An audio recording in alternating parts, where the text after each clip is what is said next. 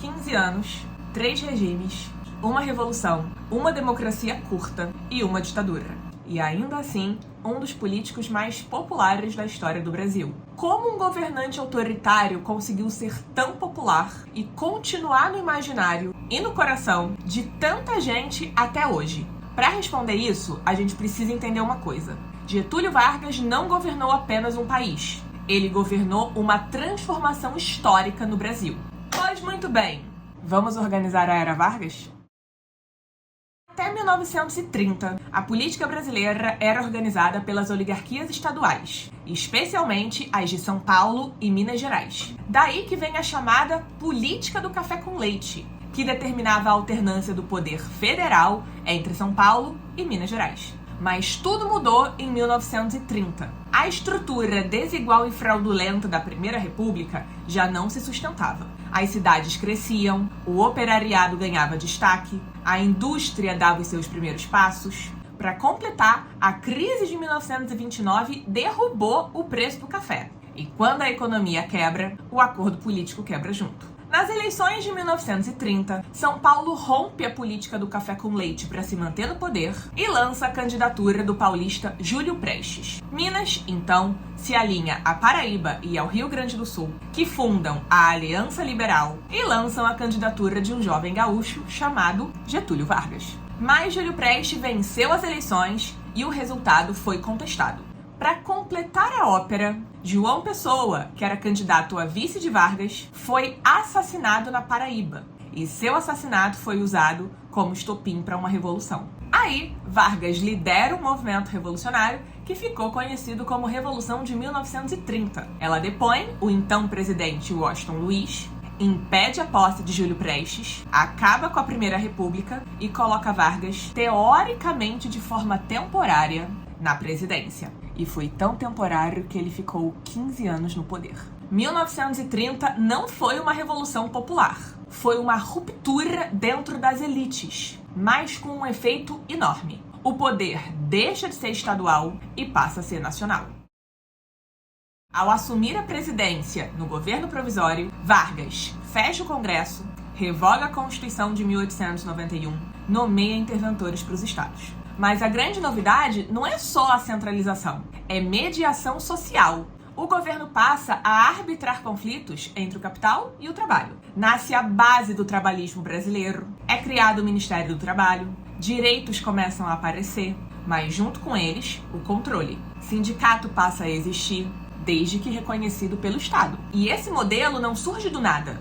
Ele dialoga com o corporativismo europeu, especialmente com a Carta del Lavoro italiana, que organizava a sociedade em categorias mediadas pelo governo. Ou seja, não era luta de classes aberta, era conciliação sob autoridade estatal. Só que São Paulo não gostava nada do que estava acontecendo. E, em 1932, começa a Revolução Constitucionalista. Os paulistas exigiam a saída de Vargas, novas eleições e uma nova Constituição. Apesar da derrota, a pressão funcionou. E Vargas percebe que, para continuar no poder, precisaria de uma base de apoio. E ela viria com uma Constituição.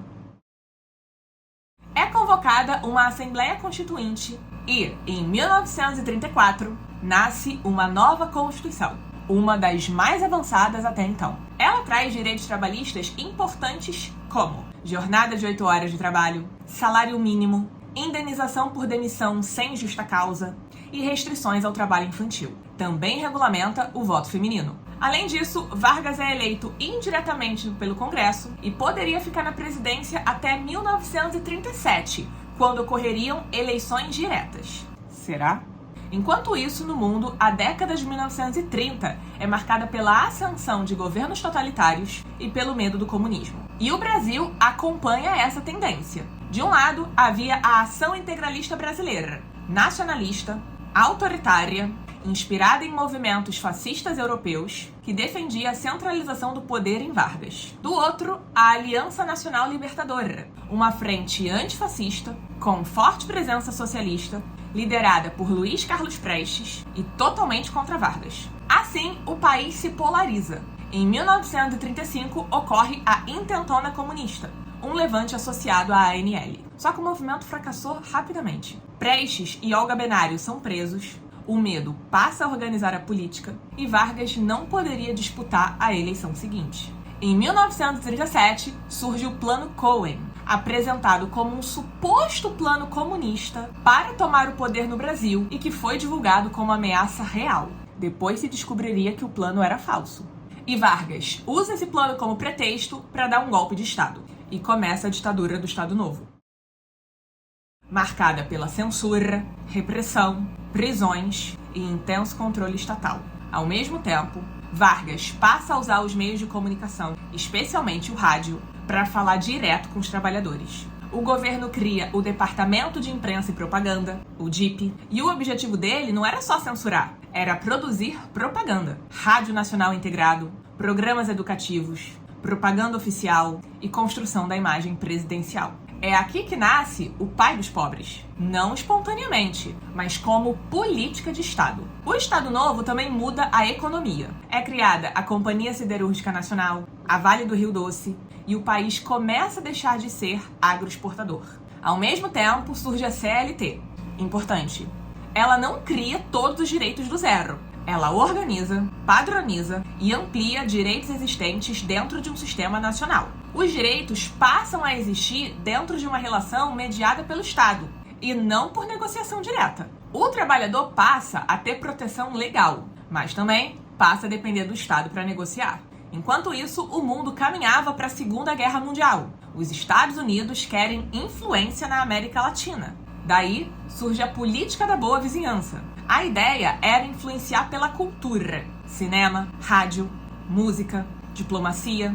O Brasil se torna peça estratégica dessa política. Vargas negocia com os Estados Unidos em nome da soberania nacional, ainda que pareça contraditório, e usa a disputa internacional a favor da industrialização interna. Em 1942, o Brasil entra na Segunda Guerra Mundial ao lado dos aliados. A FEB luta na Itália contra os regimes autoritários.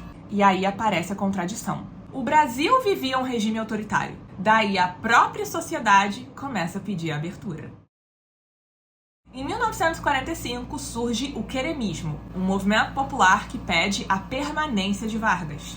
E isso mostra algo importante. A ditadura tinha oposição política, mas também tinha base social real.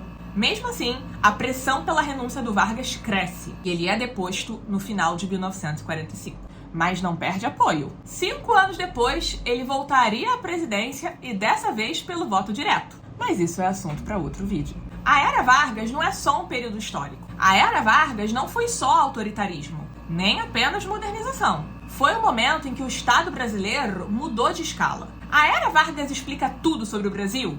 Não. Mas sem ela, o Brasil não se explica. Porque ali nasce um país em que governar não é só administrar, é também construir legitimidade social. E talvez seja por isso que um governante autoritário tenha sido, ao mesmo tempo, tão popular. Eu explico história e você entende o presente.